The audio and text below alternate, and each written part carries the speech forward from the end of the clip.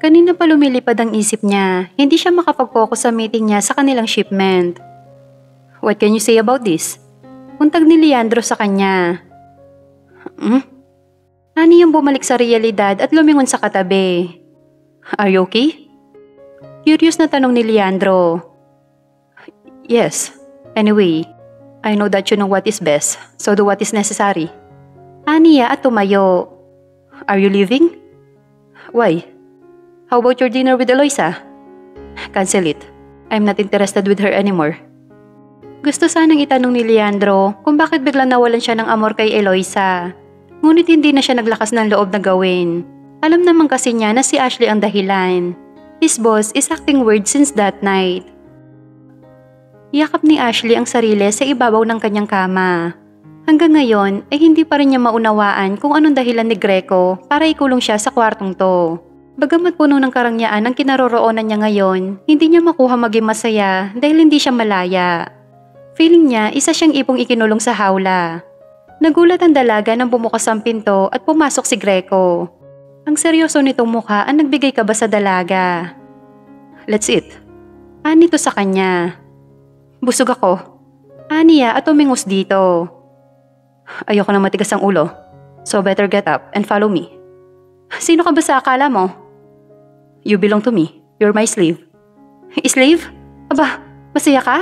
Over my dead body, hindi ako sasama sa'yo. Then, don't eat. Kill yourself. Yun lang at tumalikod na si Greco. At muling naiwan siya mag-isa sa kwarto. Wala siyang nagawa kundi ang umiyak. Pinagmamasdan naman ni Greco mula sa kanyang monitor ang dalaga nasa kabilang kwarto lang. Hindi niya maunawaan kung bakit parang nakakaramdam siya ng awa sa dalaga. Ipinilig niya ang ulo at saka muling tinignan ang dalagang umiiyak. Why you're making me feel this way, Ashley? Tanong niya, bagamat hindi naman siya maririnig ng dalaga. Tinawagan niya ang chef at nagpaluto ng makakain. Dishes in the Philippines. Yun ang utos niya. Baka kasi dahil iba ang pagkain na inihahain sa kanilang mesa, kaya ayaw kumain ni Ashley. Napakunot noo siya na makitang pilit binubuksan ng pinto at parang batang kinakalampag yon. Bumuntong hininga siya. He had no choice but to use the secret door para makapasok agad sa kwarto nito. Nagulat si Ashley nang biglang bumukas ang wall at sa isang iglap ay pumasok si Greco sa kwarto. Ano sa palagay mong ginagawa mo? Tanong niya sa dalaga. Ang sama mo! Iuwi mo ako sa amin! Sagot ni Ashley sa kanya. You have no other place but here, Ashley. Sino ka para sabihin sa akin yan? Ibalik mo ako sa Pinas. You are mine now, Ashley. Because you belong to me. Ang kapal mo, hindi ako pagmamayari ng sino man. Can we talk na hindi ka nagwawala? Paano ako magtitiwala sa'yo? You have no choice. Napaisip ang dalaga. Useless nga naman kung magwawala siya. Naupo siya sa kama at si Greco naman sa single sofa. Since I save you, you owe me your life. All you need to do is to follow me. Follow you? Sino ka ba? At sa palagay mo matutuwa akong maging alipin mo dito? May sarili akong buhay sa Pilipinas. Sana pinabayaan mo na lang ako sa kamay ng mga taong yon. Matapang niyang sagot kay Greco. Naningkit ang mga mata ng binata. Ngayon lang nangyaring may taong nanghahas na sumagot sa kanya. Hindi ko mawala na akong pamilya, ay basta mo na lang akong itatago at aangkining alipin mo. Wala ka bang konsensya? He wears his devilized smile habang magkasikop ang mga kamay nito. He forward a bit bago nagsalita. I can get whatever I want. You are mine, whether you like it or not. Sundin mo lahat ng gusto ko at wala tayong magiging problema. Masaya ka? Wala ka bang puso? How come na ate mong manipulahin ang mga taong nasa paligid mo? Sino ka ba sa akala mo? Lalong naningkit ang mga mata ni Greco. Naiinis siya sa sobrang outspoken ni Ashley at tinatamaan ng kanyang ego. Biglang tumayo ang binata at lumapit sa nahintakutang dalaga. Napaatras naman si Ashley nang ilapit ni Greco ang mukha sa mukha niya. Unang-una, tama ka. Wala akong puso. Pangalawa, manipulating people is my pleasure. Pangatlo, kaya kong kunin ang buhay mo kahit kailan ko gusto. Pasalamat ka lang at naisip kong iuwi ka sa puder ko. Sana hindi mo na lang ginawa. Alam mo, masyado mong inuubos ang pasensya ko. Do you want to taste heaven and hell at the same time? Nakakainsultong wika ng binata at kinabig siyang palapit sa mukha nito. Napapikit si Ashley. Lalo pa at langhap na niya ang napaka-monthly at mint na amoy ng hininga ng binata. Ayaw niyang dumilat dahil natatakot siyang makita ng malapitan ang mga mata nito na punong-puno ng galit. Naramdaman ni Greco na kailangan niyang dumistansya sa dalaga. Natitempt siya na gumawa ng hindi maganda, kaya bumalik siya sa kinaupo ang sofa. Care to tell me kung bakit ka kinukuha ng mga lalaking yun that night? Pagkuway tanong niya. Dahil narinig niya nasa malayo na ang tinig ng binata ay nagmulat siya muli ng mata. Napabuntong hininga siya. Nasaksihan ko lahat ng gabing yon kaya hinahanap nila ako. You witness what? Kung paano nila pinahirapan at pinatay ang negosyanteng matanda. Napataas kilay si Greco. Kung ganoon, kilala ni Ashley ang mga pumatay sa negosyanteng yon. You mean, you can identify them? Maybe. Teka nga, bakit ba biglang naging interesado ka? Because they steal something that belongs to me. Steal? Belongs to you? Bakit? Ano ka ba? Businessman. Umingus ang dalaga. Businessman? Wala sa itsura mo ang pagiging isang negosyante. Napakaingay mo. Halika na, nagpahanda ako ng pagkain Pinoy sa aking tagapagluto. Ayoko, mas mabuti pang mamatay na ako. Don't push me to my limit, Ashley. As long as I can talk to you this way, it's better that you follow me. Hindi mo ako magugustuhan pag nagalit ako. May pagbabanta sa boses ni Greco. Napalunok naman ang dalaga. Natatakot siya, oo. Pero kailangan maging malakas siya kung tatakas siya sa lugar na to. Hindi pwedeng maging mahina kahit pa nanghihina na siya. Tumayo ang binata. Gusto mong kumain dito? O bababa tayo sa dining? Dahan-dahan bumaba siya sa kama at sumunod dito. Okay. That's good, my girl. I'm not yours. Whatever. Can we have a peaceful dinner later? Hindi siya sumagot. Nauna pa rin ito sa kanya habang naglalakad. Napansin niya nakapalibot ang mga tauhan sa bawat sulok ng bahay na yon. At lahat sila armado. Nasaan ba siya? Sino ba ang lalaking kasama niya? Pinagbigyan niya ng peaceful dinner ang binata. Gutom na rin naman siya. Sino ba namang hindi magugutom? Kung adobo, pritong isda at chop suey ang makita mo nakahain sa mesa. Kumain sila ng matiwasay. Lihim namang natuwa si Greco. Kahit paano, napasunod niya ang dalaga. Tahimik silang dalawa habang binabaybayan daan pabalik ng kwarto. Ayaw na muna niya magtanong. Gusto niyang pag-isipang mabuti ang mga susunod niyang gagawin. Hindi ordinaryong tao si Greco. Sigurado siya roon. The way he talks, he seemed to be a man of authority and power. Naagaw ang atensyon nila nang humahangos na dumating ang isa sa mga tauhan nito at nagbalita sa binata. Boss, may nahuli kaming isang lalaki, nag-iispiya malapit sa gate. Nasaan siya? Tanong nito. Sa basement, sir. Sagot ulit ng tauhan ni Greco. Bumaling sa kanya ang binata. Sumama ka. May papakita ako sa'yo. Aniya sa dalaga naguguluhan sa gusto niyang sabihin. Bantulot na sumunod naman si Ashley sa binata at sa tauhan nito. Hindi pa man sila nakakababa sa pinaka-basement ay nakarinig na si Ashley ng hiyaw. Hiyaw ng taong nahihirapan o pinahihirapan. Ganoon na lamang ang takot niya na makita ang isa lalaking nakatali ang magkabilang kamay. Nakahubad ang pang-itaas nito at may ilang latay na sa katawan. Napapikit ang dalaga. Hindi niya kaya ang ganitong eksena. See? I told you. I can do whatever I want. Ani ni Greco sa kanya. Lalong nahintakutan ng dalaga. Sino nga ba si Greco? Bakit tila isa siyang makapangyarihang hari kung magsalita? Maya pa ay umalingaw-ngaw ang putok ng baril, dahilan para mapadilat ang dalaga. Nakita niya ang saya sa mukha ni Greco nang unti-unting bumagsak ang katawan ng lalaki. May tama ito sa kaliwang hita, duguan at sumisigaw sa sakit. Nakita mo ba ang nangyayari sa mga taong kumakalaban sa akin? Tanong niya sa dalaga. Anong klaseng tao ka? Paano mo naaatim ang ginagawa mo? Tao ka ba? Baka hindi. Then, he just smirked.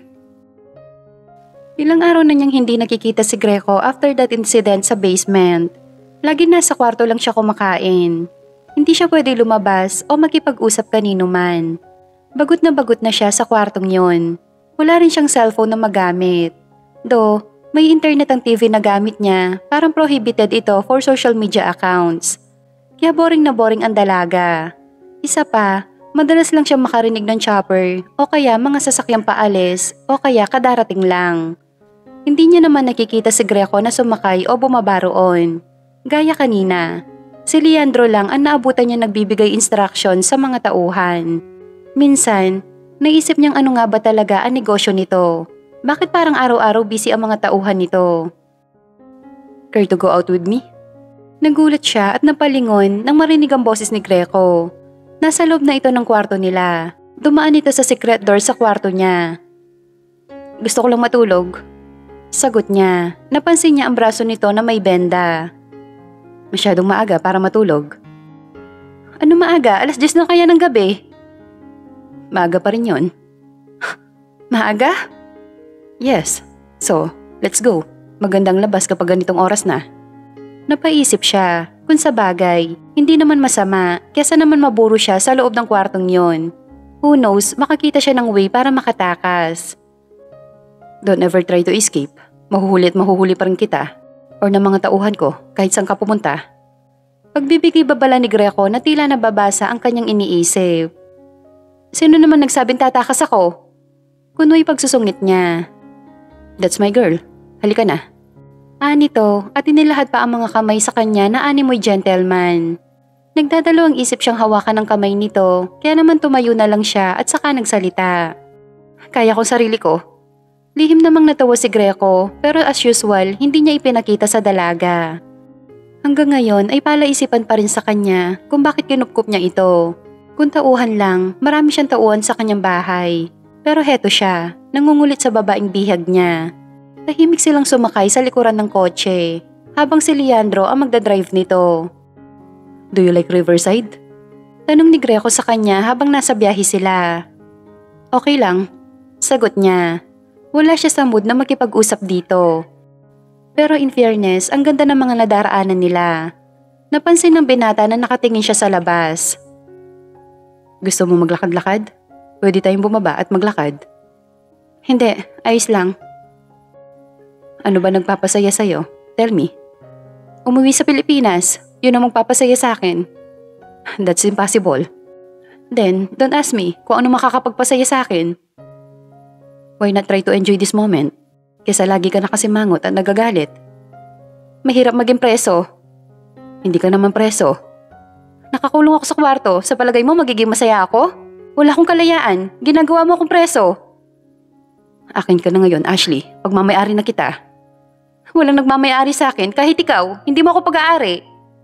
Sinasabi mo yan dahil sa ngayon hindi mo pa matanggap. But once na ma-accept mong akin ka, everything will be okay. Sigurista ka ah? Bakit? Sino matinong babaeng papatol sa'yo? Biglang nandilim ang mukha ni Greco at kinabig ang dalaga.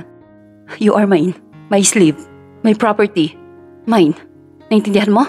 Nito sa pagitan ng nangangalit na bagang habang hawak ang mukha ng dalaga sa kanyang kanang kamay. Nasasaktan ako. Sagot niya na halos pautal-utal. Bigla siyang binitawan ng binata. Sapo niya ang panga. Masakit ang mga ito dahil sa higpit ng pagkakahawak niya kanina. Nandito na tayo. Agaw atensyon ni Leandro sa kanila. Nagkatinginan sila bago walang imik na lumabas si Greco. Ayaw sana niya sumunod, ngunit natatakot siyang maulit ang nangyari kani-kanina lang. Maganda ang paligid. Sa totoo lang, romantic ang place. May ilang couples din ang namamasyal sa lugar na yon. Pagpasensyahan mo na si Greco, masasanay ka rin sa kanya. Napalingon siya sa nagsalita, si Leandro. Pinaglihi ba sa kademonyo kanyang kaibigan mo? Akala siguro niya basta na lang ako susunod sa mga gusto niya. No way. Sagot naman niya sa binata. Ashley, nasa teritoryo ka niya. Wala ka na magagawa kundi sumunod sa kanya. Over my dead body, hindi ko siya basta-basta na lang susundin. Ang kapal niya. Napailing naman si Leandro. Maybe that's the reason why Greco paid attention to her. Matapang kasi si Ashley. Hindi siya basta-basta sumusunod sa sinasabi ni Greco. May maliit na kainan sa lugar na yon. Nagtaka pa siya nang sa ibang table na upo si Leandro at solo sila ni Greco sa isang table. Anong gusto mo? Wala. Will you just be good tonight? Malapit na naman ako mapikon sa'yo. Ikaw na lang umorder para sa akin.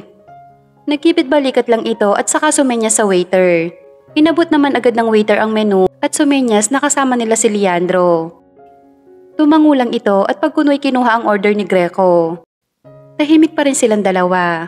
Hindi, mas tamang sabihin siya lang ang tahimik. Busy naman si Greco sa kausap sa telepono. Hindi din naman niya maintindihan ang sinasabi nito dahil parang Espanyol ang dating sa kanya. Nanlaki ang mga mata niya na may dumating na isang magandang babae sa kabilang table kung nasaan si Leandro. At sinungaban agad ito ng halik.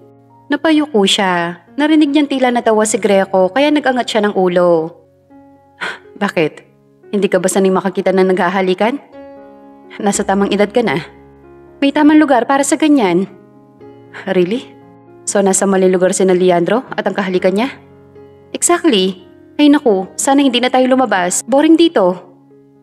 Let's eat first. Masarap ang in-order ko. Hindi naman talaga boring. Medyo naasiwa lang siya sa isiping may PDA sa kabilang mesa. As in, naririnig niya pa ang halinghing ng babae. Ewan, parang di lang tama para sa kanya ang nakikita niya. Ilang sandali pa at narinig niya sumigaw ang babae. Kaya napalingon siya. Oh my gosh. Halos hubad na ang pangitaas nito. And literally, siya lang ang nag-react. Samantalang parang natural na senaryo na yon sa mga naroon. They can even have sex here if they want. Narinig niyang wika ni Greco kaya napalingon siya rito. Ano? Gulat na tanong niya. Sex? As in sex? Napailing siya kaya lalong natawa ang binata. Nang dumating ang order ni Greco ay tahimik siyang kumain. In fairness, masarap nga. Hindi niya lang alam kung ano ang tawag doon. Tahimik siyang kumain habang di pa rin nawawala sa isip niya ang sinabi nito. Napalingon siya sa kabilang table. Wala na si Leandro at ang babae. Hinahanap mo sila? Puntag ni Greco sa kanya. Hindi, sagot niya sabay irap dito. Natawa naman ang binata. Pinunasan nito ang kanyang bibig at saka niyaya siyang maglakad. Maglakad-lakad tayo. I want to know you better. Napakunot ang noo niya. Hindi niya ine-expect na hahawakan nito ang kamay niya. Napatingin siya sa lalaking kanina lang ay malahalimaw. Ngayon naman ay parang napaka-gentleman. Ilang taon ka na, Ashley? Tanong nito sa kanya. 22. Sagot niya. Sa totoo lang, gusto niyang alisin ang kamay niya sa pagkakahawak nito pero di niya magawa. She felt secure sa pagkakahawak nito sa kamay niya. Dagdagan pa na may bultahin ng kuryenteng dumadaloy sa mga ugat niya ng mga oras na yon. Bata ka pa. Wala sa loob na naibulalas ng binatang si Greco. Ikaw, ilang taon ka na? Tanong na lang din niya. Ako? Hulaan mo. Tumaas ang kilay niya. Kanina, siya ang bilis ng sagot. Tapos ito may pahula pa. 40? Sagot niya.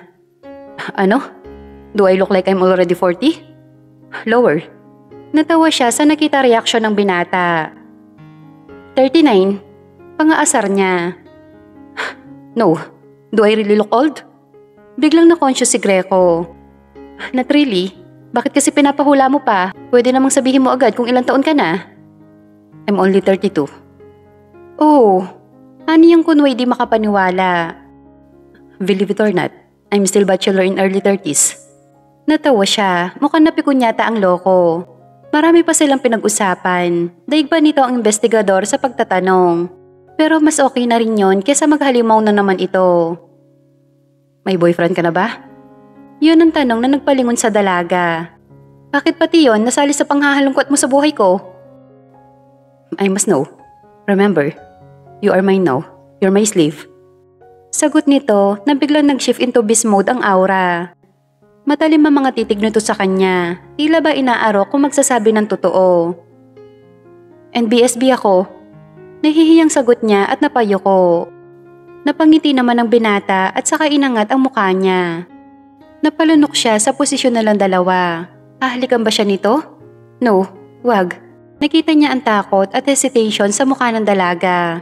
Ngunit hindi niya mapigilan ang sarili. Kaya itinuloy na niya ang pag-angkin sa mga labi nito. Nanlaki ang mga mata ni Ashley nang lumapat ang malambot na labi ng binata sa kanyang mga labi.